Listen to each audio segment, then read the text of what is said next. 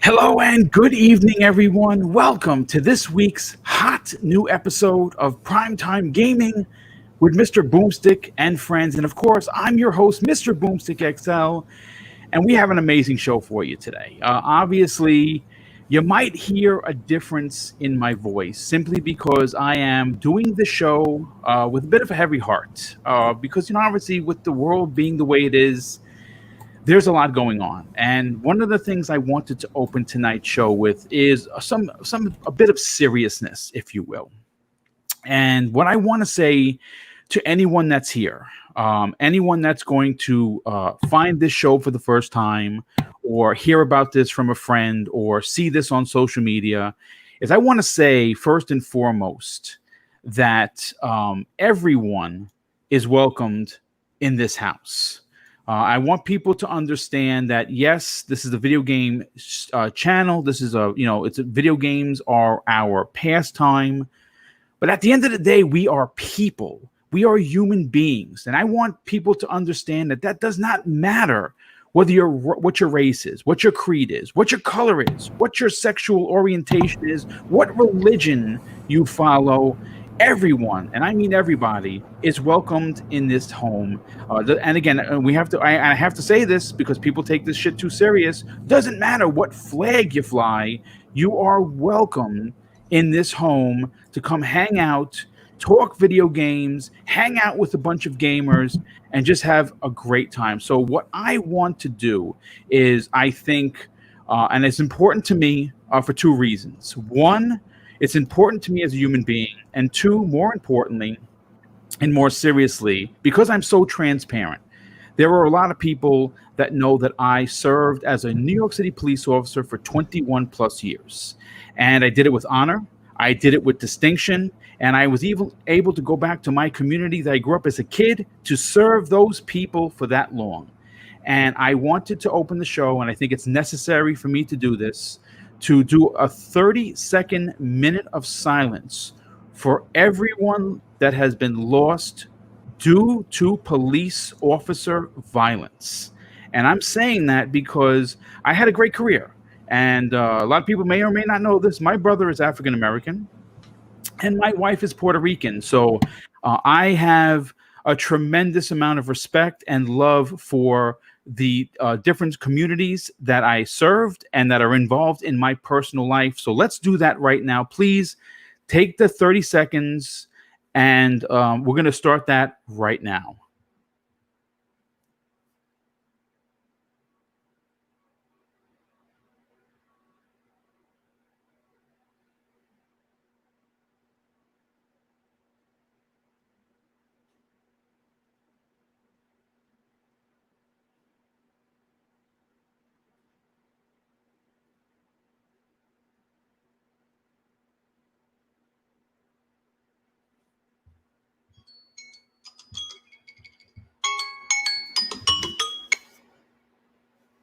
All right, folks. Thank you so much for bearing with us. As you heard my alarm go off through my virtual assistants, if you will.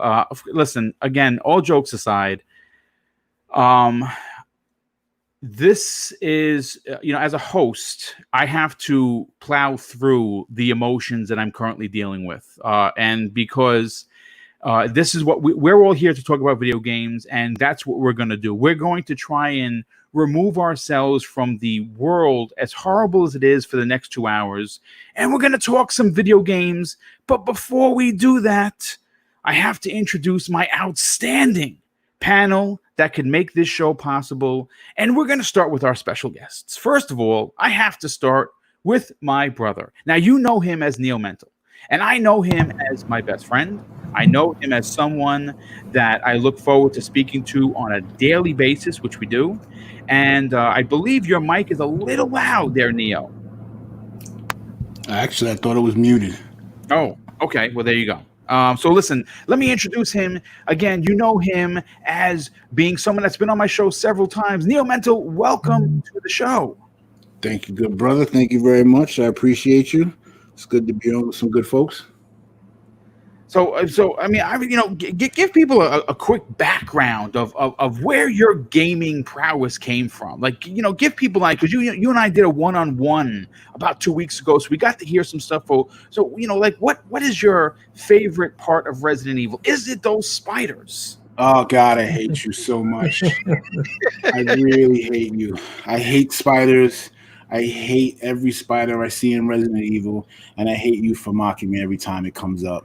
Well, I am sorry. I wouldn't be your brother if I didn't poke fun at you. But listen, dude, thank you so much for being here. Obviously, it's great to have you on tonight's panel, which we're going to get into some really cool talking. Next up, you know him as not only the voice of Seasoned Gaming, but his website is second to none. They're always on top of all the big information.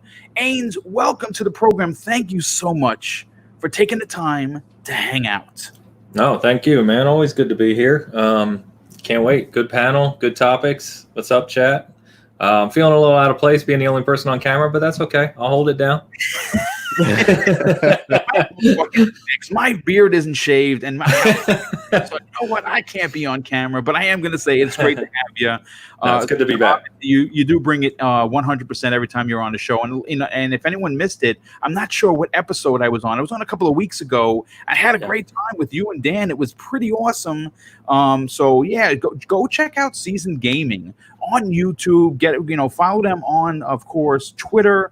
And get some knowledge, because that's what they bring. And of course, let's bring in the rest of the regular Primetime Gaming podcast members, and we'll start with Cyberknock. Cyber, you are our resident Cape Crusader. You got here in the nick of time. Alfred dropped you off a few minutes before, and you of course are just chilling. Thanks for being here, dude. Alfred better recognize. He better drop me off on time. I don't know what he's doing. I gotta be here on time. Hey man, it's great to be here talking again with you guys. It's gonna be a great show. There's a lot going on in the world right now, so us here talking about games, it maybe can relieve some of that tension that's going on out there. And just remember, guys, this is just video games.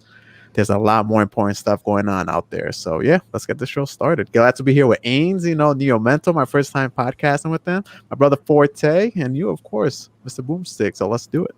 Well, thank you for being here. And last but not least, he's here on time. He made sure that someone that is competent that the store isn't burning down. Of course, our resident community awesomeness. You know him as someone that keeps his ear to the floor when it comes to everything GameStop. And he's on 19 1/2 podcasts on a weekly basis. I don't know how he plays games. Please welcome Gaming Forte. But you said the key word, sir. At least he plays games. Yes. He plays games. He makes 4 videos and 5 videos a week. Oh man, you talking about the life. Man, shout out to you, man. It's always great to be on the show with you guys. First thing in the week. A lot of good things coming up that we can talk about. And Ains, brother, wish I could have saw you at E3, but due to all this garbage. Damn, man, I know that would have been so cool. We got next year for it. But yeah, let's get the show going. Oh, well, I'll turn my camera on for Ains too. I just got to find a hat to put on because I ain't got no haircut. All right, well, we'll take care of that. So you know what? Let's talk about something that happened earlier today, and for a good reason, folks. Sony's event was scheduled for June 4th. Now, this event was apparently supposed to not only unveil, from what we understand, the PlayStation 5. But we were getting word from different inside sources, if you will, that there were going to be some big games shown, some third-party marketed titles shown, and also, of course, some indies that are going to be exclusive to the PlayStation 5. And unfortunately, due to current world situations, Sony decided to postpone it. So I want to read what they stated, what they posted on Twitter, and then we'll get the panel's opinion on it. It says this, and this is directly from the official Twitter account of PlayStation. We have decided to postpone the PlayStation 5's event scheduled for June 4th. While we understand gamers worldwide are excited to see PS5 games, we do not feel that right now is a time for celebration. And for now, We want to stand back and allow more important voices to be heard. Now, look, I'm going to be honest with you. That gave me goosebumps saying that out loud. And I'll be the first one to say that, of course, I was very disappointed because I'm looking forward to it like millions of people. But my God, you have to tip your hat to Sony. And I think that they had to do this on a multitude of reasons. I'm hoping and I'm almost positive that it's the right reason to do it, because right now, yes, they are correct. Other voices in this world need to be heard. And quite frankly, people are starting to, open up their eyes, open up their ears. Now, of course, I don't condone the violence. I don't condone the looting, but I do condone the peaceful messaging that is going on, not just in New York City, not just in Los Angeles, and not on other parts of the world, but literally, the world is watching. And everybody that, hopefully that does take a part in this, does it the peaceful way. That is the most important thing. My partner, good friend of mine, Donnie, that I worked with as my first partner, used to tell me all the time, and he was a little older, and he did it in a Southern voice, which I cannot replicate, but he used to tell me, violence is never the answer. And he is correct in saying so. So, you know what, Ains, I'll start with you. Obviously, a lot of people are disappointed. Now, and again, this is coming off of them announcing this on Friday, which sent the entire internet into a tizzy of excitement. And then, of course, 3 days later, they cancel it, but we understand why. Well, what are your thoughts on this? Yeah, I'm with you. We're all disappointed. We're ready to see it, but I think they did the right thing. There's no telling right now. And actually, first, let me echo your sentiments on, the message is powerful, but you have to go about it in the right way. Yes. So definitely not condoning violence, but there is a message here that needs to be heard. And so I think, I think Sony's doing the right thing. We don't know what's going to happen over the next couple of days. Things are getting pretty crazy out there. And to your point, this has become a global thing now. It's an issue here in the U.S., but people are recognizing it globally. So I think they're doing the right thing. There's a lot of speculation as to, well, they're just doing this for some other reason. But look, Sony was advertising this event on broadcast or on paid network TV. I mean, they were prepared for this event. They spent a lot of money on it, and they're going to lose a lot of money on it. Yeah, they're going to lose money on this. And so I've talked to quite a few people, some kind of in the industry, some not, that, as you already said, there's some big things planned for this show. They were going to really come with it. So I put the conspiracy theorists aside, right? They did the right thing.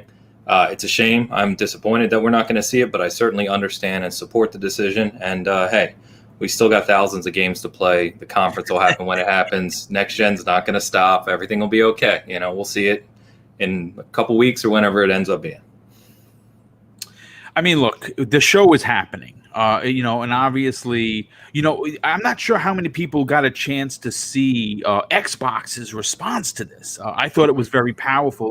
While I get Neo Mental's opinion on it, I'm going to try and find that because I think it's worth talking about live on the air. So Neo Mental, obviously, you like me, we have always grown up together as supporting multiple consoles. And if I didn't have one, you had it, and if you didn't have one, I had it, right? When we couldn't get it, right? So we always figure out a way to have all the consoles. So you're getting a PlayStation 5, and obviously you, like myself, you're an old school cat, not as old as me, but an old school cat nonetheless. We grew up with the single player mentality. We got down with Gears and plenty of other multiplayer games, but we like single player games, and that's what Sony's really good at. So we were both looking forward to seeing what Sony was going to bring. Are you disappointed? And of course, do you understand why? Well, yeah, I'm incredibly disappointed, because like everyone, we wanted to see what they had, especially since we haven't seen an actual system, very little information. But just in light of everything, listen, I think honestly, it was a damned if you do, damned if you don't situation for them. Because, there's a lot of speculation. Are they ready? Are they not? Are they using this, the turmoil that's going on right now to buy themselves some time? Rationally speaking, from a business standpoint, I don't think so. If they weren't ready, they would have had to cancel it. And I don't think they would have, if they weren't ready, Friday, I don't think Monday saying we're not ready would have been. I don't think that's something that somebody would have done. I mean, Right. you know, the PlayStation probably makes up about 40 to 45% of Sony's income. So that's their cash cow. You don't screw that up. And again, like I said, I think that if they didn't do it, and then Thursday would have came and there was still unrest, it would have been like, oh, look at this corporation. They only care about money. How could they do this? People in the street dying. And not to. It definitely would have shed a nasty message to the community. Sure. Yeah, especially when you look at social media today as a whole. Like, I have not ever seen as many companies retweeting or having some type of Black Lives Matter material in my entire lifetime. And it, you know, not that it. Some of them are probably using it as a slogan, but you see Bungie, you saw Nike even saying, "Don't do it." Every company is saying right now they're asking people to support people. They're asking people to take a step back. And I mean, again, I get it. Everyone kind of needs to shift gears, but it was a damned if you do, damned if you don't. So I think right now they made the best decision that they could. No, I mean, that's a great point. I mean, perfectly said. You know, and the reason, so before I get to the PTG panel members, I want to read what PlayStation wrote. They put out on the official PlayStation Network. It says this: "We denounce racism and violence against the Black community. We will continue to work towards a future marked by empathy and inclusion, and stand with our Black creators, players, employees, families, and friends. Hashtag Black Lives Matter." And of course, Xbox says we stand together with two hearts. And I think that seeing these big companies do this is important. I think it's important for the people that play their games. I think it's important for the world's eyes that are watching. And I think that because so many people are saying these important things, that change is going to come much sooner than it would have if no one was really paying attention. And I think that people are paying attention, and I'm glad to see some of the things, especially in New York City. We have a lot of police officers in uniform taking knees, which I think is tremendous. And talking about it gives me goosebumps. And if I was in uniform, I'd be the first one to take a knee. But you know what? Let's get over to Gaming Forte. Gaming Forte, obviously, you and I, we are brothers. We've never met, but we consider each other family. And I love that about our relationship. And we talk all the time. When it's not about video games, it is about real life. And when we were talking earlier, you had brought up some tremendous points. And I want you to reiterate those about the decision for Sony to cancel an event that they, quite frankly, spent a lot of money, because they were advertising, for what I understand, Ains mentioned it on ESPN and a few other places. So they were looking to bring the heat, if you will, and they're going to lose that money. But you know what? It's money well lost when there's a message that they're looking to push, and I think it's the right one. What are your thoughts on this, dude? So when it comes to this, there's two sides to this decision, and I'm never going to take away the fact that they came out, all of these companies, you just brought it up, Neo, man. It's like you've never seen such an outpouring from all these different companies. Everything from just saying we stand with each other, we stand with our African Americans, we stand Black Lives Matters, hashtag this, and all of them are doing it. And the biggest reason is there's always two sides to every coin when it comes to this. Like I said, I appreciate everyone finally coming up and doing stuff like this, but it's got to be action behind this. And Sony had to kind of do this because, like you said earlier, what would the narrative be if they didn't do it? It's like you're in a situation, you're in a catch-22, you're in a situation where you have this event that you spent all this money on, but then at that point, which is more important, civil unrest or the fact that no one's gonna be paying attention to the things you have to say? So they kind of had a lot to lose if they actually would have put this on the line, because on top of that, how often are they going to be able to put a show like this on with the level of expectation that's around it? Also, the amount of industry vets and things that was going to be happening at this show that I keep hearing that are going to be super amazing, what's the ROI on that going to be? You know, if we still have civil unrest at the level that it is right now, how many people are actually going to tune in to pay attention to that?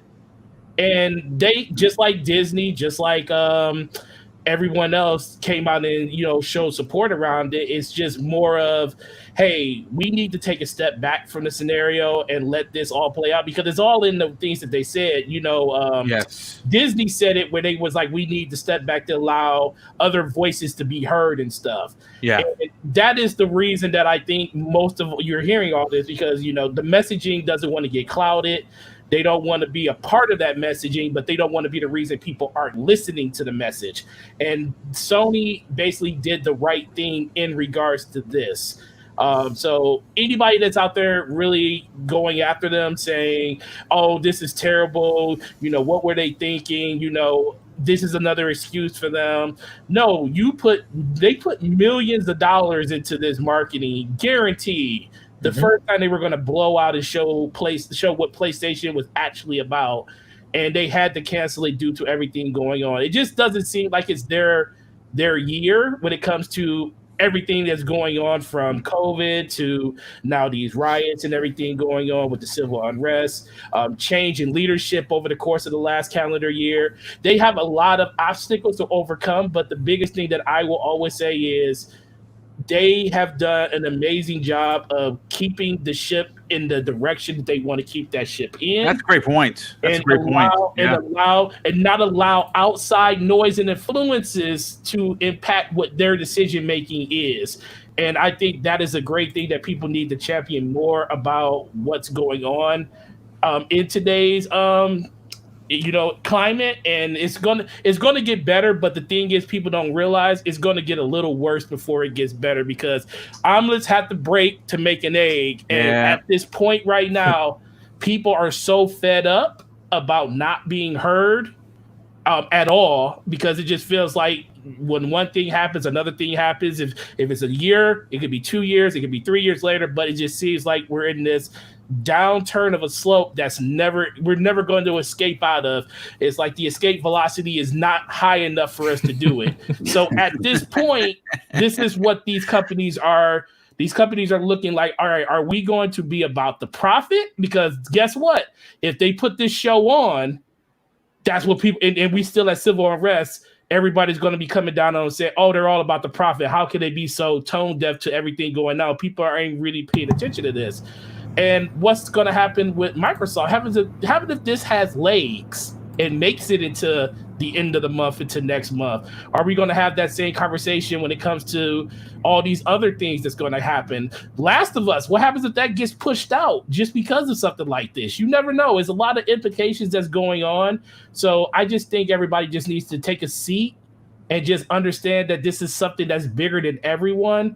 And everyone's going to deal with it in their own way, just like these corporations are going to do. But I think it was an amazing gesture to couch something that meant a lot to a lot of people. And I know it sucks, but guess what? We waited a year and a half since they talked about that SSD for the first time. You can wait another 2 or 3 weeks, if a month, if anything. It's probably going to be a couple of weeks, dude. It's probably going to be somewhere towards the middle or the end of June, and we're all going to be excited for it when they finally announce it. Exactly. Real quick, Cyber, I'm going to bring you into the conversation, but I just got to catch up on some of these super chats. First of all, Tempest's son, who could not be here because guess what? His wife's about to have a baby, and he still found a way to drop a $5 super chat. Thank you for being here, dude. He says, have an awesome show, guys. Wish I was there with you, but on prego wife duty. Stay safe, everyone, and have a good night. Well, thank you for being here, dude. Someone's mic is very, very loud. I don't know what's going on with that. I don't know if it's an AC in the background or something, but keep hearing an echo. Beaner 8127 drops a $5 super chat. Thank you for being here, Beaner. He says, I disagree with the decision. Gaming is a great unifier, and it would have brought fans of all colors together and be excited about gaming. Yeah, I mean, listen, you could argue that point. You definitely could. But I think that at the end of the day, the message that they wanted to get out there with their new console would have not been I don't think anyone would have been cared, to be honest with you. I think that as much as we retreat into our gaming dens and our couches, and we get lost in gaming, put on the headphones and we keep it moving. This is a particular situation. Remember, the world right now is on its ear, and their event wasn't scheduled for like 2 weeks. It was scheduled for this Thursday. And I don't think, the world is going to fix itself by then, to be honest. So I understand his point. His point is very well taken. Yeah, let me comment on his point. And he's absolutely right. But I think when I hear comments like that, it's coming from a comment of a gamer. And I get that because I'm a gamer too. But you got to remember, the people that buy these systems that get them to 100, 200, 150 million systems, that 80%, they count too. And that 80% ain't out there listening to anything that Sony got to say about a system coming out in the next 6 months. They're not thinking about that. They're thinking about, on top of being stuck at home for the last 3 months, having a chance to voice an opinion on things that's happening in their society on a consistent basis. That's a little bit more important to them.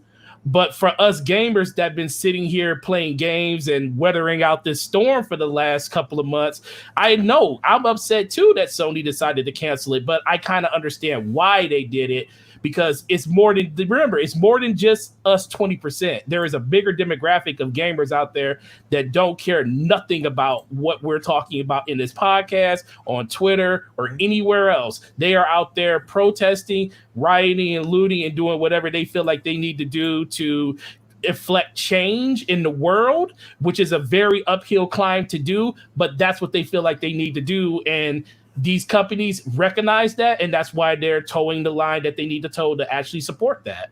Well, that's again another fantastic point. Cybernox, what is your opinion on this? Because I know you have a big one, and usually it's thought provoking. I mean, obviously, this is a business decision. At the end of the day, it is. But you know what? I would love to be the guy that gives Sony the tip of the hat that they did it for the social responsible reason, and I'm going to stick with that. So even if you disagree with me, that's fine. We can disagree and we can still be friends.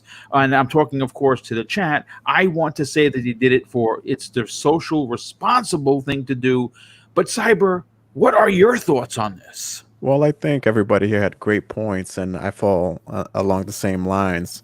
I think it says something when a company, as even Forte mentions, that Sony is a global, it reaches people on a global scale, especially the gamers. You see all these other corporations doing the same thing. Not only do they want to preserve their message so everybody can hear it, but they also are suppressing this message so another message can be heard, the one that's going on today, about everything that's going on here in the US. So I think that message is a little bit more important than video games. You can see when even Xbox, retweeted what you said earlier, like we stand together. That means that everyone should stand together and really pay attention to what's going on. There is that side of me too that thinks, hey, this would have been a good time, kind of like Beaner said, this would have been a good time to maybe bring some people in together. But I think the more important message is what's going on right now, kind of like Forte mentioned. People are just out there trying to get their voices heard. They've been, it's been one bad thing after another. We had to deal, with situations that got us stuck in our houses for a long time. Before there was something else. And now you see, this injustice that was done. So people were just fed up. And I think it's the right move. I believe I'm with you, Boom. I think they're doing this as a way of telling people, hey, there are more important things here that are going on than our event that we were supposed to be held this week. So yeah, I'm in the same camp, man. It's very unfortunate what happened.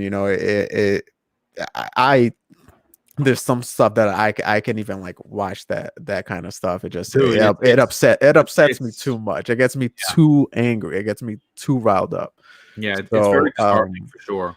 I really do appreciate some of these companies just coming out and being genuine with their message and saying, hey, we need to stand together here and listen to the message that the people are giving us. And yeah, that's what I think.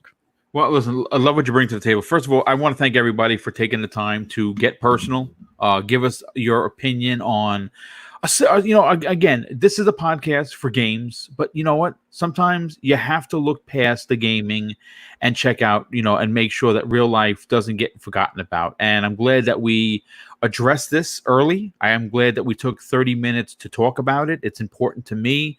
I think it was important to the panel. And more importantly, I think it's important to the outstanding chat that we have. Aaron Johnson drops an outstanding, very generous $5 super chat and says this, and I think he's right. I am thinking that Sony did this with the Hong Kong riots as well, and you got to understand, I mean that's a fantastic point. We didn't even take into account that because we're here in the States, right? Right now, Hong Kong, not a great place. A lot of unrest, civil unrest, a lot of civil liberties being taken away, and Sony is they're kind of in it in both ways because they're obviously from Japan. Their main headquarters are in Japan, and they have their big headquarters here. So there's a lot going on for the company. I say good on them. We're all disappointed, but I guarantee you when that show does finally drop, I think we're all going to be very excited to own PlayStation 5s. And I cannot, first of all, more importantly, I just cannot wait. I don't know if anyone else is feeling anxiety about reserving these consoles because they're going to be so hard to find. Maybe not so much Microsoft, but Sony for sure. I cannot wait to reserve this. That's why I got the inside track, but I'm not going to give you my information because I want to make sure I lock that up. But I think their first wave of consoles, regardless, PS5 and the Series X, they're going to be gone. Yeah. No doubt about it. Real quick, I have to shout out a new channel member. Actually, before the show even started, Master Clowns X3. Hey, dude, I'm not sure if you're in the chat, but if you are, thank you. Welcome to, of course, Double Barrel Gaming as a channel member. It is greatly appreciated.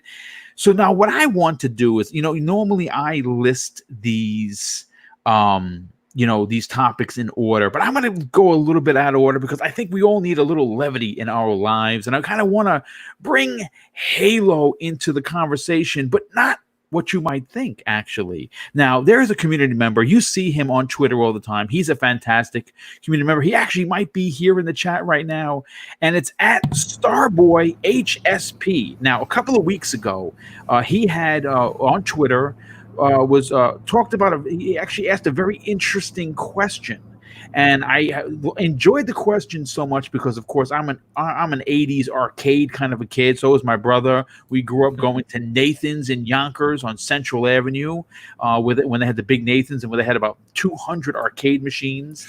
And light gun games were big back then. They were expensive, especially when you only had a couple of quarters. Those things were like, I think, $1 or something like that. So you were like, man, this sucks. If I die right away, I lost $1. But he asked a very interesting question. And he said on Twitter, should light gun games make a grand reappearance on the next generation Xbox Series X? And in his tweet, he had pictures of several arcade light gun games or cabinets, though there's one in particular that I'm more interested in talking about on today's show, and that is Halo Fireteam Raven. Now, if you don't know what I'm referring to, it is a cooperative arcade light gun shooting game from the arcade legends Raw Thrills and Play Mechanics in a unique partnership and collaboration with 343 Industries. Now, the game was initially released as an exclusive to Dave & Buster's in North America, but was later released internationally. Now, as of May 2018, there have been no talks or plans to release it in a non-arcade platform. But this is where I decided to write an original topic of discussion because, quite frankly, I would absolutely fall over myself. Now we know, like Microsoft, they're not really big with the VR, and I get it, and that's fine because I have PlayStation VR. I have, of course, the Facebook VR, which is fantastic. And I'm going to get the PlayStation 2.0 whenever that releases for the PS5. So I have a place to get VR. but a lot of people want it on the Xbox, and we're probably not going to get it, at least not now.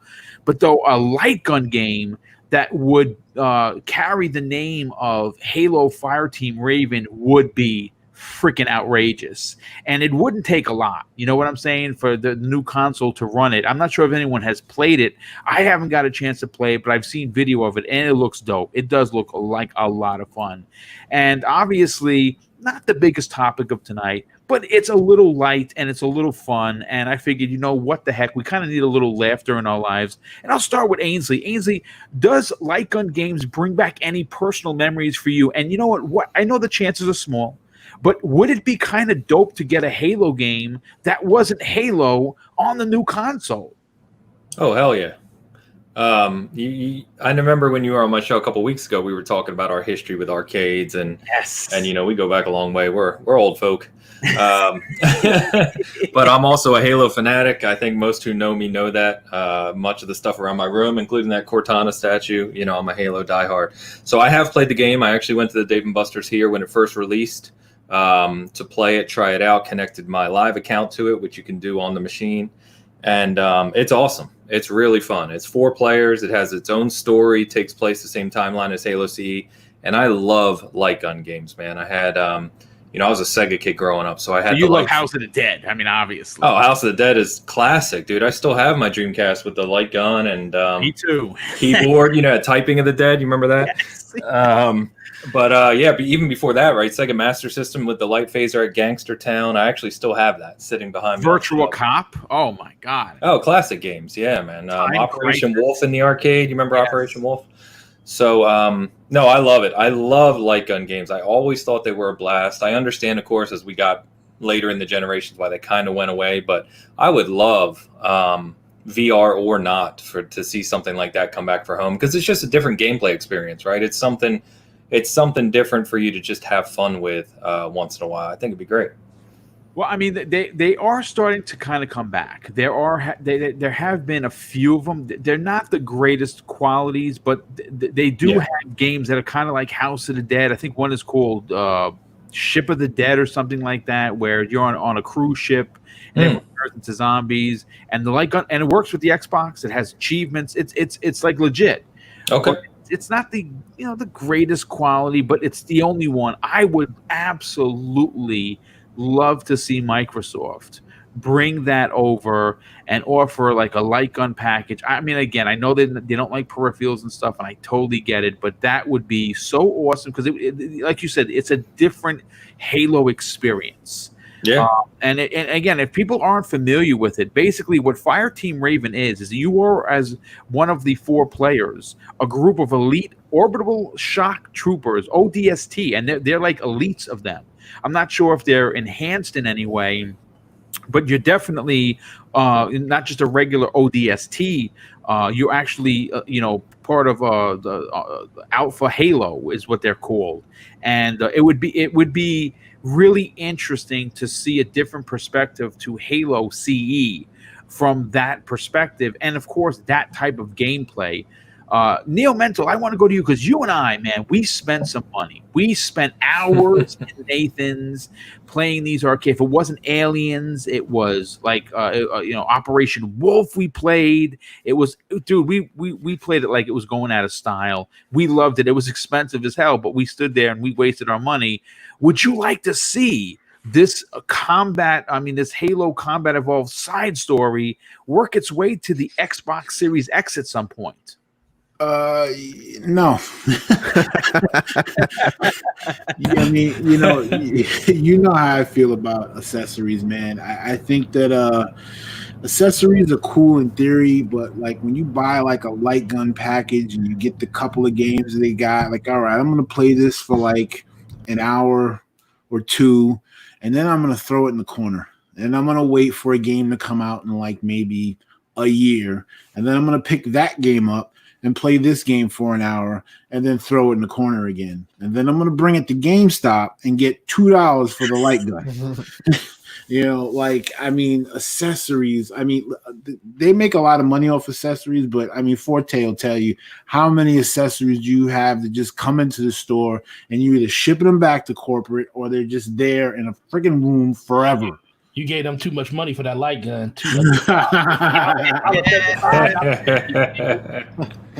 You're right. You're right. They probably should. He was a pro member. Yeah.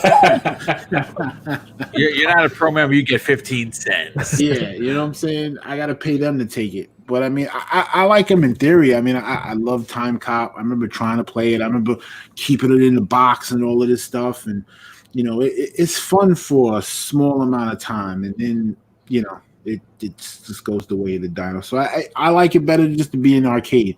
I can go there, play it for a little bit, chill, then move on. I mean, okay, that makes sense. That makes sense because you know, obviously me. I've always been the peripheral guy. I bought it all. Even stuff I didn't even need. It's ridiculous. It's a waste of money. But I did it. I don't care. I'm not ashamed to say it. Cybernox, I think you might be a little bit of a Halo fan. I think. I'm not sure. But I do enjoy myself some Halo. Yes. Yes. All jokes aside, I mean, listen. Obviously, the chances of Fire Team Raven actually coming to the Xbox Series probably slim to none. But you know what? It is an interesting topic because, quite frankly, once it's done with the arcade, and it probably has been for quite some time, it's a Halo game that a lot of us may never get a chance to play, and you obviously would need a light gun. I don't think you could release that with using the controls. I don't think so. What are your thoughts on this, dude? Would you yourself like to have this light gun come to the Xbox or no? First of all, what's an arcade? I'm just trying to figure that out. No, I'm just kidding. You young I'm just kidding. I'm just kidding. I don't know. I got mixed feelings about this. I'm in the same boat as Neo Mental too. Sometimes two extra accessories. Just can use them a couple of times here and there, and then you know, you just put them on the corner or you trade them in. Like, how many people still play Rock Band? You know, how many people still have all their drums, their guitars, and things like that? And I with the exception, okay, all right, sorry. Okay, maybe it was just on this household. That's what happened. No, but the shooting mechanics, it would have been fantastic. I do remember playing it in the arcade. I remember playing it, like, sometimes when you go to the movies, they would have these arcade machines too, where you would be able to play it. You know, I never played Halo Raven. I don't have a David and Buster's close by. I think the closest ones, it's closer to you, Boom, than it is to me. So yeah, I don't know. I think if there was a way where they had a peripheral like a VR or something like that, it would be really cool to try out. But just bringing it into, if they can figure out a way to bring it so you can use it with a controller, then okay. But besides that, bring in extra things in, and I don't know where I would lean. I lean more towards no, just leave that experience there. They did bring that one shooter, that one game that was on phones, and they brought it to consoles too. What was the name of that Halo game? Oh, you're talking about the top-down twin stick shooter. Spartan Assault. Spartan Assault, yeah. So if they do bring Raven into the consoles, I wouldn't be surprised, but it would have to be something that, you know, everybody can get their hands on right away. They wouldn't be able to get away with adding an additional cost to trying it. You know, that's what I think. I mean, listen, it makes sense. It makes sense. You know, obviously there's going to be a course. Right now, Microsoft is gun shy with anything peripheral related simply because Connect 2.0, right? Obviously, they are still wreathing from the loss that they took from that, and obviously that haunted them the entire generation. So I can see your point. And obviously, it makes it even more silly that I brought up the topic. But and there's some experiences too that it's just better for you to get them at their, you know, or origin or their native way to play, you know. So the arcade, yeah, which would be the arcade, yeah. I am going to say this, Ainge, you might be interested in this. They are remaking House of the Dead 1 and 2 for an exclusive Nintendo Switch deal. Really? Yes, I hadn't seen that. Yes, as a matter of fact, they just the same company just remade Panzer Dragoon. They're working on Panzer Dragoon 2, but they're also doing House of the Dead 1 and 2. Wow, that's going to take it back. Yeah, that's definitely going to take it back because I actually still have my Dreamcast with the guns and House of the Dead. And my wife and I, Mrs. Boomstick, used to get down. She's we used to play all the time. But Gaming Forte, let's bring you into the conversation from a non-GameStop nightmare peripheral, because when those peripherals come in, you're like, oh my god, what am I going to do with these things? They're taking up my store. But from a gamer's point of view, Fireteam Raven, again, not the biggest topic of tonight, but interesting nonetheless. Would you like to see that actually release on the consoles? Or like Cybernox was saying, maybe it's just better left in the arcade? Man, the days of it would be cool because I understand where everybody's coming from because I will be one of those people that would buy this peripheral and then use it for about 2-3 weeks, probably a month, and then next thing you know, it's sitting there for half a year before I even notice that I still have it. So it's kind of hard because I love stuff like that. I was one of those people. I love going to the arcade. Like I was born and bred in the arcade. That's where my Tekken skills got honed, and Street Fighter and everything, and running gun, all that stuff came from the arcade. So I endure games like that. The light gun games, those are my favorite. I owned literally every Time Crisis that you could possibly own on every console. I almost all of them. So that's near and dear to my heart. So I would definitely purchase this just because of my love of games like light guns and stuff. But I can definitely see where people are coming from, where they say, dude, it's just another thing that's going to be sitting on my dresser in 6 months that I'm never going to look. And then guess what? When I try to sell to somebody, I'll be like, I don't want that. But the biggest thing is more options are better than no options at all. So I definitely want them to make something like this because there are a demographic of people out there that would enjoy something like this. And those are the people that don't usually get rid of stuff like that. They'll keep it, let their kids play it. Sometimes I envy those parents that still have their original NESs and their Genesis and stuff that their kids can go back and play. They're like, why do I need to go out and buy one of those minis? I own the actual system. Yeah, that's true. I appreciate those people more, and you never really think about that stuff until you don't have it anymore. So I definitely want them to make more and more stuff like this. It's one of the things that I think Sony is really good at. They're about making a lot of niche stuff that the perception is people don't really want it, but it gives you extra content on your system because the people that do want it appreciate it. So the more you can give me, the better. I just don't know it's going to be on everybody's list of things they need to buy then and there. But who cares? As long as somebody's buying it, that's all that matters. No, that's absolutely the truth. Just one thing too, Boom. They do not want to release anything Halo related other than Halo Infinite. They don't want to mix that message anywhere around for maybe like whenever if Halo Infinite releases this year, if they do have plans to release Raven, it's gonna be like next year sometime when all the Halo talk has been, all finished and all the marketing and everything like that has, passed through. But that's it. Well, that makes a lot of sense. You know what? Before we get on to the next topic, first of all, I have to thank him twice and also offer an apology. Black Eye Dog dropped a super chat earlier, and I totally missed it. I remember the name, dude. I apologize tremendously. Obviously, it just sometimes you lose them on these things. But he drops an additional $5 super chat and says this: Boom, have you seen the supposedly leak shot of the PS5 today? No, I have not.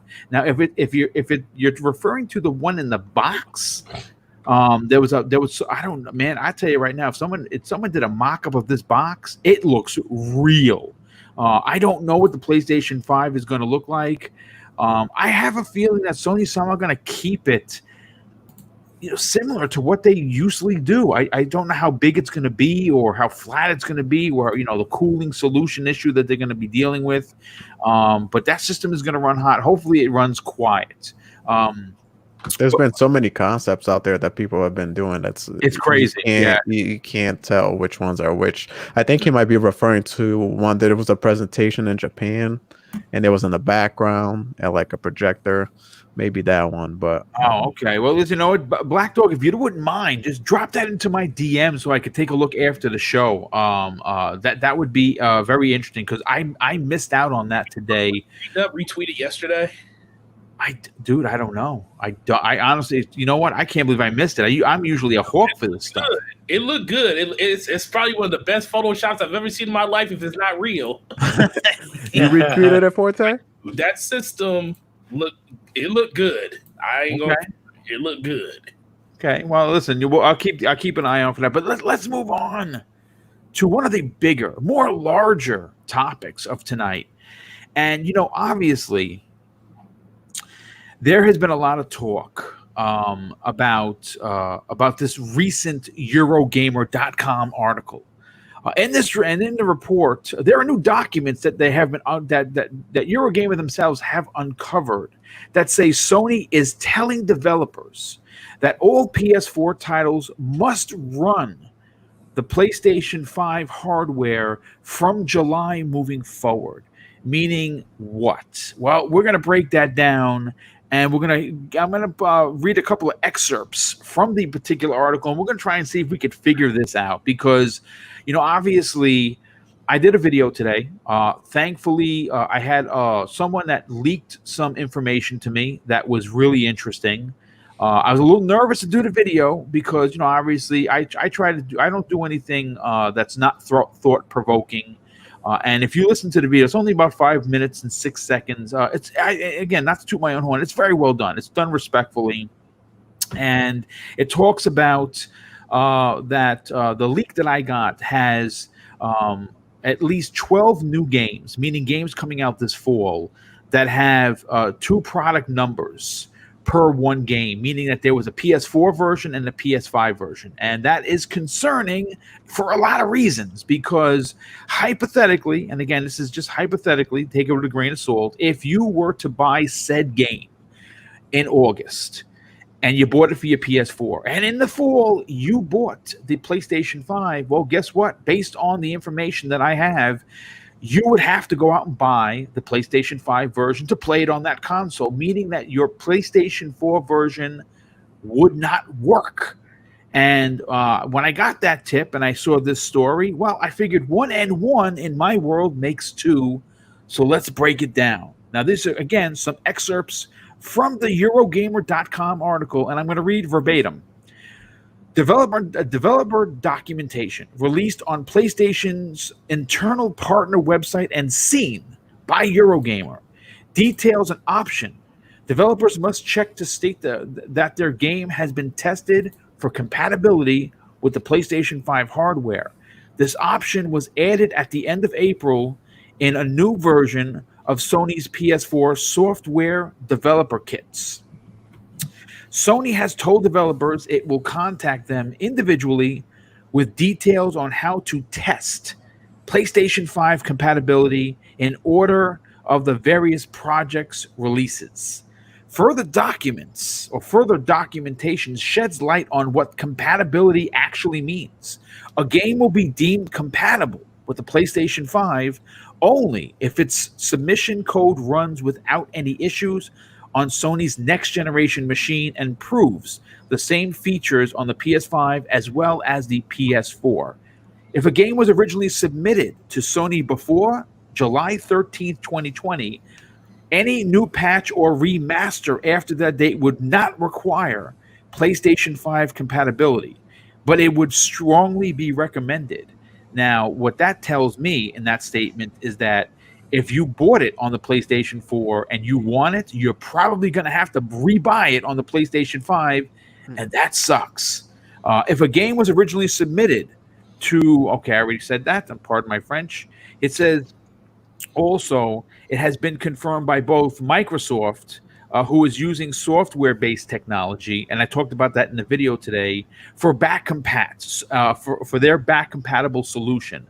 Whereas Sony's PS5 will be implementing a hardware-based solution, and that is where we're hearing from different avenues, that of course are unnamed, and again, even if I had the names, I wouldn't give them. There has been some industry talk that right now Sony is having a difficult time getting the PlayStation 4 games to work. That is why they released that statement that we're going to pick the 100 best played games and hopefully we can get it done. Folks, I got news for you. I don't necessarily know what they're going to do, but I don't think there's going to be a big list of games available for backwards compatibility.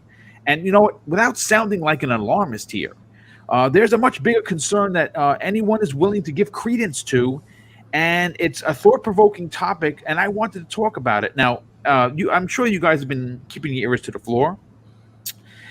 There has been a tremendous amount of back and forth between Sony and Microsoft on social media.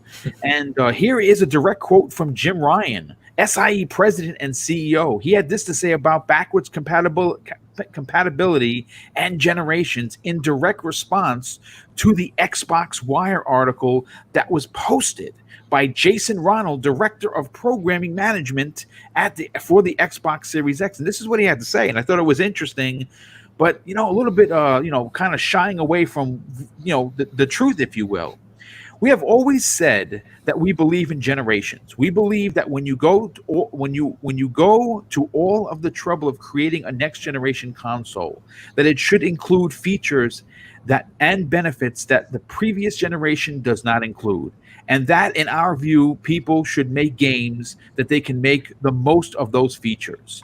We do believe in generations, and whether it's the DualSense controller, whether it's the 3D audio, whether it's the multiple ways that the SSD can be used, we are thinking that it's time to give the PlayStation community something new, something different that we can really enjoy on the PlayStation 5. Now, Ains, I want to go to you first on this because that statement is deep in a lot of ways, and I don't think he meant it to be, but what it tells me is that they have no interest in backwards compatibility. It honestly seems as if they're being forced to do it because Microsoft is being so forward thinking and allowing that every game that's backwards compatible, and we heard this in the Xbox Wire article, they're going to have thousands of games available at day one. And I know that there's a big debate about, well, who cares about old games? We're getting a new system. But there's something called backlogs that we all have. And wouldn't it be pretty dope to play an older game that you didn't get a chance to play on new hardware? Well, you can do that with the Xbox. You can't do that with the PS5. What are your thoughts on Jim Ryan's statements? Yeah, there's a lot to unpack here. Well, take your time. This is we're not under a time limit. So let's start with the engineering side of it, because fortunate enough, I've had several new people kind of join Season Gaming lately, and one of them is an engineer. And we talk all the time, daily, about some of the hardware and kind of software solutions that these companies are putting forth. And he gives me a lot of insight. So I'm a technical person, but he's well beyond my knowledge. And so the thing I think we find most interesting here is two things. One, it's very clear, and it's been clear for several years or a few years now, right, that Xbox is much more serious about this than PlayStation is. I mean, That's just a matter of fact. Yeah. And so Xbox has delivered will deliver, and has delivered a solution that they do internally. Microsoft it goes without saying how big Microsoft is, software giant, and they have the capability and the resources to do this, what I would call properly, in the sense of there's no onus on the developers to update their games as they move to Series X, right? They can release specific Series X improvements if they want to, but there's no onus for them to have to get the game to work. It's going to work just as it does today. The interesting thing about the Eurogamer information that came out is the way that it's worded. As you said, it looks like it's putting some of the onus, we don't know how much, back on developers to make sure that their games are compatible with the PS5. Right. And so that's a different approach. It's not an ideal approach. Not saying it's terrible. I'm not saying games won't work. I'm just saying that's a different approach. where Jim Ryan has been very clear in the past, I don't know if everyone knows kind of Jim Ryan's past comments on these types of things. He's very vocal about not giving two craps about backwards compatibility. He is very vocal about it. Yes. Yeah. So, now that he's in charge of everything, he's obviously a little more guarded. But if you kind of read what he's saying there, it's clear that Sony's direction for next generation, and I find this fascinating, really, I've written a lot about it, is the three companies are very, very different in their methodology. And so Sony is very much a little more antiquated in the sense of they still, like he said clearly, they still believe in almost a harder line of a console generation. And I think their goal is really the PlayStation 4 was such a success. They have such renowned first-party games that it's basically a requirement to allow people to keep those digital libraries moving forward, right? But they're going to do so only to the degree that it gets people into the PlayStation 5 ecosystem as fast as possible. In reality, I don't think they're overly concerned about preserving the game history because they use PlayStation Now for, their true back catalog, right? But it's clear that given his comments and some of the things we've heard, some of the software solutions, that they're not as focused on this. They want to move people with their their biggest, most popular AAA games from their PS4 digital libraries, move them to the PS5, make sure those people are there and the core games work, and then they're going to move on. That's the impression that I get. And yeah. I know some people are fine with that. Some people aren't. Everyone has their own opinion. I'm just my personal opinion is the more that consoles can become like PCs, and I'm a console gamer, don't get me wrong, but the more they can become like PCs and where upgrading to a next generation like the Series X is just like upgrading your GPU, CPU, motherboard, etc., but all your games still work, is where I really want to see it go. And I'm happy that Xbox is going that route. I hope that Sony's solution is a little more feature-filled than they're alluding to, but I'm not getting that sense. So sorry, that was a long ramble. But No. By all means, listen, dude. We listen. This is a conversational podcast, and the whole point of having people on that we rotate the chairs out is to have new opinions, and that was absolutely fantastic. You know what? I'll say this: one of the biggest tropes that I see in social media is that no one likes to play old games. Drives me crazy. It is the most preposterous, foolhardy, dumb thing to say. I don't like calling people dumb. I'm not calling anybody particularly dumb. I think it's just it's a dumb statement. When you consider and I'll say this, and if it insults people, well, the door is right there. If you call yourself a gamer, and I think that we can all do that. The 300 people we have here tonight and everybody on this, we're all gamers. And as a gamer, you can or not support multiple consoles. Like my brother and I, we support multiple consoles. When you do so, there's probably a very, very rich chance that you're going to buy a game and leave in its cellophane and not even open it and put it into the limitless, bottomless pit you call a backlog. My brother, when he was still living in New York, would come to my house and like a blockbuster, see the games I had in the cellophane and be like, you know what? I'm taking this, and this. You're not playing it. Go ahead. I'll see it in a couple of years. And you know what? That was perfectly fine. And I mean, we all have backlogs. And to say that old games don't matter is, again, foolhardy because if you own them, well, they obviously matter to some extent. So, Neil, I want to go to you because you are our other special guest. When you hear Jim Ryan make this statement, I want to read the in what I'm calling shots fired by Aaron Greenberg, who is the general manager and head of global product marketing, who wrote. He didn't address this, in a tweet directly to Jim Ryan, which that's fine. But he did say something in absolute response. And this is what he had to say, Neo. He says this: Xbox believes in generations of games that play on the latest hardware, taking advantage of next-gen innovation, offering more choice, value, and variety than any console launch ever. Our studio titles launch into Game Pass, and you get those next-gen game upgrades for free. In my opinion, my theory is that Sony is not prepared for the next generation regarding backwards compatibility. And in fact, I believed for quite some time that it will be minute at best if they do launch. I still think they're not going to launch with it. But when you hear Aaron Greenberg make this statement based on, of course, the Jim Ryan comment, do you think that a choice is a bad thing? Because that's what it seems like Sony thinks. It thinks that giving value to their customers by playing their older games is not important. What are your thoughts on this? Well, like Ain said before, there's a lot to unpack there. I think about like when the 360 first came out. It wasn't always backwards compatibility. I mean, I remember when you had to wait for certain games to hit backwards compatibility and stuff like that. And I remember getting my Xbox One, and I was playing was it GTA 5 on the 360, and then I had to rebuy it to play it on the Xbox One when it eventually came out. So I mean, listen, I think Microsoft is smart. They're firing on all cylinders. They Sony made a misstep here, so I think they're trying to take advantage of it. I'm not sure where that misstep came from. I mean, obviously, people like to play old games. You wouldn't have, all these arcade classics coming out, selling out like hotcakes.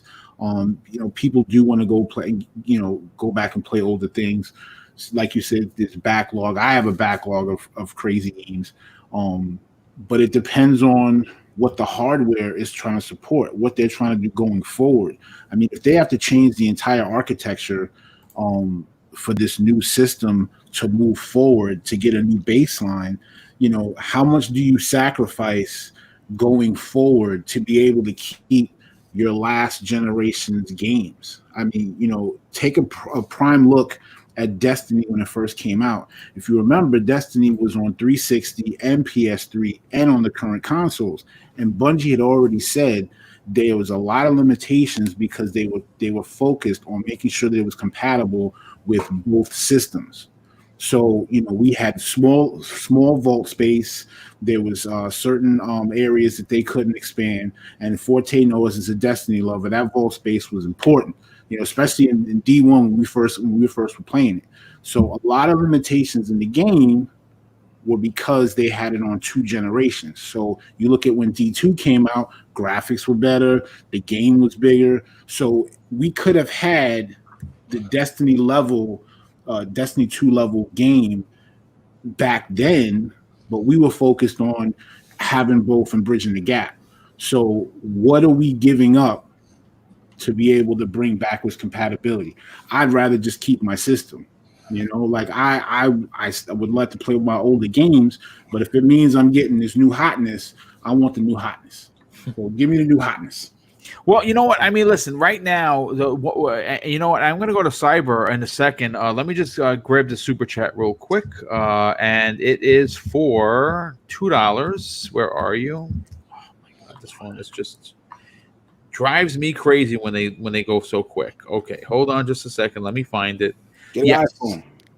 Brian Ingram drops a $2 super chat and says, #double standard, something's up, PS5 2020. I mean, listen, I don't know what the heck's going on, but I know that we're all going to be looking to be jazzed to get that console, along with, of course, the Xbox Series X. But Cyber, you are in development, and obviously for your personal job, besides being a diehard gamer, one of the things that I guess are the easy shuns for the toxic community is that why do you want to play old games on your new console? And obviously we have been hearing for quite some time that because Sony decided to go the hardware route instead of the software route like Microsoft, they're having some hard difficulties, which it may be the reason why they're kind of poo-pooing it, or very putting their nose to the sky. What are your thoughts on Jim Ryan's comments? But more importantly, do you think it was right for Aaron Greenberg to take a shot right back? I don't see why not. They take shots at Xbox all the damn time. Take a shot too once in a while. I don't know, man. I know Xbox uses emulator, right? So we can play all this backwards compatibility. So we can have this backwards compatibility. I think I wouldn't necessarily say it's a misstep for Sony, but I just don't understand. If you say that you want to, bring your games with you and play your old games, people automatically assume or have the misconception that you don't want new games. It's like, where do you get that just because you want to play a catalog that you already own, um I don't understand it, and I think Ains mentioned this a little bit earlier too. If you're trying to get the PS5 in the hands as fast as you can in the hands of your consumer, why wouldn't you tell them, or why would you limit them and say, hey, not all these games that you already have or you already own? I know that's been the traditional way, but we're going into a new generation, something that people are accustomed to having their digital library just go with them, whether that be in movies, music, games. PC has been doing this for a long time, but why would you tell them, and listen, yeah, we're just going to start focusing solely on the next gen? Like, if the one constant that they have is 100 million plus PS4s, they're limited on the amount of PS5s that they're going to bring to the table on this first wave. We know that it's going to be limited. I think it was 5 million, right, Boom, from that article that you got last time? Yes. 5 to 8. And that's across the globe. 5 to 6 across the globe. By the end of the quarter, which is the March 2021. Right. So good luck. You know what I mean? And for you to try to sell people on this, so just be like, hey, bring your whole library with you, buy this PS5 with confidence. I know everybody we were all wowed by the demo, by the Unreal 5 demo, and we were all hyped to see what Sony was going to bring to the table. But realistically, when do we think that their first next gen only title was going to be? I don't know. I don't think they're releasing a first party game for at least a year. Holiday next year. I would be surprised. I think maybe God of War 2, let's say, will be the probably next gen title. They're not gonna release Spider-Man 2 solely on the PS5 when they know there's 100 million PS4s out there. Horizon Zero Dawn, the same thing, in my opinion. But it would be like you're saying, to your point, you're bringing up a fantastic point. Why would you lock one of your biggest first party games behind a PS5 when there's only 6 million units out there? Right. If you sold 10%, which is normally their number, it's usually 10%, right? What's 10% of 6 million? Not a lot of copies. Right. So I'm just saying, like, it just doesn't make sense for this messenger to come out and say that to your fans, especially when before that's what sometimes I don't like about Sony. They just say exactly what you want to hear at that given time. Before, when they were talking about the PS4 games, when Mike Cerny had his first reveal during GDC, he was saying they can do, PS4 games and this and that. You're going to be able to bring thousands of games. Now they're already changing their messages slowly. So they cater to the audience at that specific time, or they try to fit in their messaging to exactly what some part of their audience wants to hear. That's gonna, be louder than everybody else. But I think it's a fair. I even tweeted about this. I said when the Series X comes out, I'm curious to see everyone's feed to see exactly what they're playing, because let's go on the Destiny route, right? Destiny 2 is not 60 frames right now on console, right? It will be on the X though. Will it be in the? According to that article, they said if that game can produce 60 frames, it will be 60 frames on the Series X. And not just that games, there are multiple games out there. Can you imagine Red Dead 2 if you haven't experienced that yet, and you want to play that on the Series X, on the Series. Now I'm out saying Series X. 4K, damn it. So if you're playing that on the Series X, maybe you can have a higher level of fidelity on your graphics. Instead of being, let's say, on medium, it could be on high, so the game will look even that much better. So yeah, this mixed messaging that they sent out, I thought it can shoot them on the on the foot a little bit. But one thing that they don't lack is their marketing. They know how to speak to their fans, man. They know how to get them all riled up and hyped up and giving them exactly what they want to hear. So, hopefully a lot of them will keep their PS4, I guess, and play some of the games that they have already on the digital library there. No, I mean, listen, it's gonna take a lot, especially in the financial climate that it is right now, to get someone to buy a $500. We're gonna talk about price in a second because Jim Ryan made some more comments, and I think people need to check their wallets because the PlayStation 5 is going to be costly.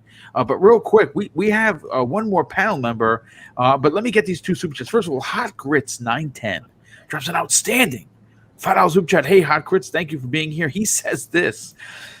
Most Sony guys are saying old games are old games, but if Sony announces that you can play your play PS1 and PS2 back compatibility, they would think Jesus came back. And you are right in saying that. And you know what? A big shout out. First of all, he dropped a super chat, but we got to give him a big shout out. Now, UK Dazarus, you know him as being one of the community's finest. He has been a moderator for the Double Barrel Gaming Network since I actually started doing live shows. He's always been there for me. And I just want to give him a real big shout out. He is recovering from a stroke. If you didn't see his video, go to his YouTube channel, check it out. He's there with his wife. He has a long road ahead of him. So, Daz, I know you're listening, brother. We hope that you are on the mend and that you do, or you do make a full recovery, get back to being the first responder badass that we know that you are, and of course playing games, mostly racing because that's his thing. He drops a $5 super chat and says this: expect the mod of the universe back for good. Recovery is slow, but I'm back. Well, it is a pleasure and an honor to have you back, my brother, because yes, he is the master of mods. But you know what? Gaming Forte, I want to take this in a little bit of a different direction because you know what? Again, the Sony community can be fickle, and they seem to turn on a dime when it bets. And again, not the whole community, because I have plenty of Sony friends that are just actually gamers and enjoy gaming.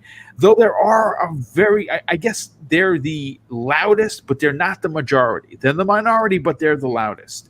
Well, to bring things into perspective, right, Forte, IGN did a poll which saw 40,000 votes. And here are the breakdowns for what the PlayStation community finds most important for the PlayStation 5. Here it goes. And we'll start from the bottom up. 6% of that poll, 40,000 plus, adaptive triggers are important to them. Followed by 6%, once again, the 4K Blu-ray drive. Coming in at a meek 11% built-in ray tracing. I guess people don't give a shit about ray tracing. 12% of the community said nothing. Nothing interests them about the PlayStation 5, and that's all the haters, right? Those are all the toxic Xbox, community that just we know where the community is, right? 23% came in at faster load times. That's pretty good. But the whopping 42% came in for backwards compatibility. Oh, look at that, folks. 40% of the 40,000 votes want backwards compatibility. Well, first of all, what do you think about the two things? One, Jim Ryan's statement seems very bullish, if you will. And what are your thoughts on, of course, this poll? So that poll doesn't surprise me. Second of all, Jim Ryan's comments can be interpreted in two different ways. Some people probably interpret it as him saying that the PlayStation could just be super expensive, so be prepared for it, which if that's how you take it, that's kind of how they worded it in some type of way. But you also can talk in general of how he feels like perception of price to him. Like, that's one thing that we always talk about on Scumcast. The perception of price for one person is completely different from the perception of price to somebody else. I was on a record, and I'm still on a record until Microsoft comes out and says that this system is going to be $599 or less, or $499 or less, that Xbox is going to be $600. Now listen, I don't hope that the system's $600. I'm just saying. Bite your tongue, man. Bite your tongue. I do. I'm just saying, from what I see on paper, Yeah, man. it looks like that crazy. system should be $600 or more. I'm not, but trust me, I don't want to pay $600. Microsoft, you can find a way to get it to $399, $499. I'm with you. But I just think it's gonna be $600. But that's my price of perception, though. To somebody else, $600 is like, whoa, that's too much money. I'm not jumping into that, But it also depends on what your spending habits are. I mean, I'm jumping into a 3080 Ti the day that thing is announced. I'll be standing outside like a new console launch at Micro Center when they come out for one. So that's where I stand on that. But the biggest thing is, I think some people think maybe he meant. I think it could be twofold. It's more of, he's preparing people to say, hey, it's going to be expensive. But I got some quotes from Dancing Jim Ryan that's going to shock a lot of people. Right. It's going to be in line. I just think it could be $399, but it also could be higher. I mean, we know manufacturing costs up until this point were $450. That's not including boxing it up and shipping it out and marketing. If those leaks are to be true, is Sony willing to lose the money on it? Think about it now. With them canceling this event, this is a big part of the marketing plan that they spent on PlayStation 5. They spent some of this on that.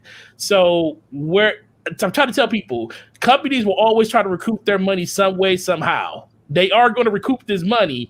It just depends on how they're going to do it. Are they going to be able to drop that price down to $399 now? I don't think that's going to change the plan. I think they still have that price in their head, but I think they're flexible, just like I think Microsoft's more flexible than Sony is. Yeah. That's why Sony is being very tight-lipped about this price.